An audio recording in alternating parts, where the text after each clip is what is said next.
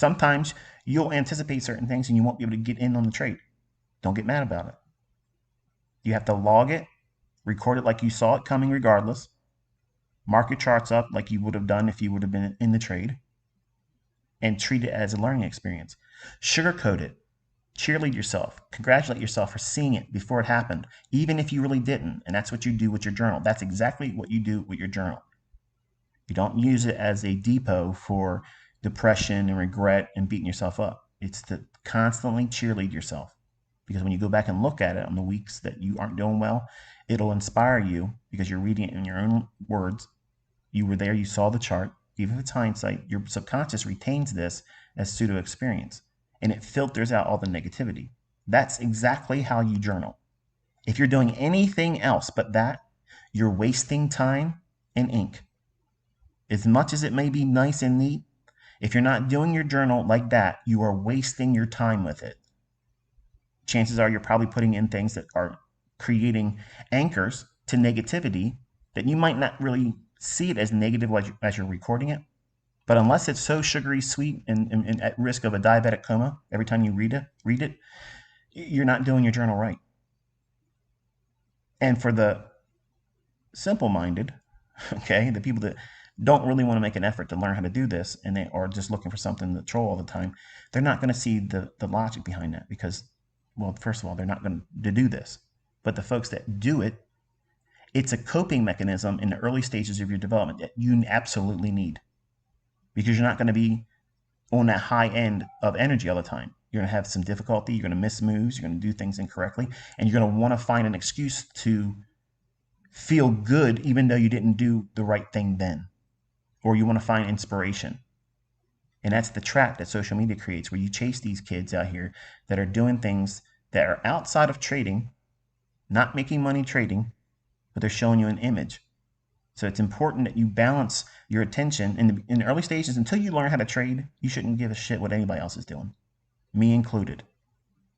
You should keep your focus on yourself, mind your own business. And if you do that, you'll have all of the right tenets as a developing student that you're going to lean on until you acquire your own independent self decision making, where you're not being influenced by anyone else. And then once you're in that position, then if you want to waste time on social media and look at other people's stuff or, be entertained by all that stuff, okay, it's fine. But when you're not equipped, you're highly susceptible to be influenced negatively. It'll cause doubt because, especially what I teach, they're going to say that there is no algorithm, which to me is laughable.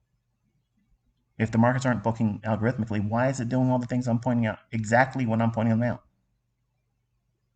It's not on retail logic. It's on the principles of how these algorithms are going to communicate with one another. Okay? The booking, the delivery algorithm, I don't control that. You'll never control it. We will never influence it with our buying and selling pressure. And that will never, ever happen. And I try to do everything I can to build you up psychologically, equip you mentally so that way you don't fall victim to the traps of fear and greed. And even if you are profitable, don't go into the pride and ego aspects of it. Because when you start doing that, any small little loss will feel monumental and you're going to make it bigger than even your audience would. So there's a tight wire act that you have to walk your entire career as a trader. Until you stop doing this, you're walking a tightrope. And it's so easily done that you fall off. You can fall off due to one of your strengths. And you won't even see it coming.